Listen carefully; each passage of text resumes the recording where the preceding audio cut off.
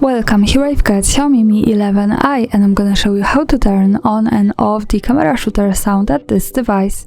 Let's start by tapping to the camera button to open it, and for now we are in the standard photo mode. Let me take a picture.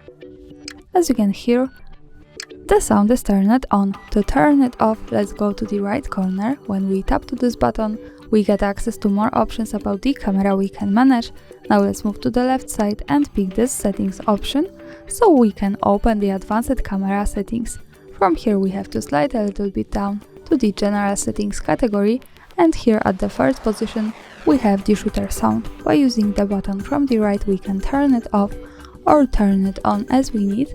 Now let me keep it turned off. Let's move back to the camera, and when I take another picture we can't hear anything. Of course, when we tap to the right corner button once again and then left settings, slide down, we can turn on the shutter sound here by tapping on this button, so for now we can hear it.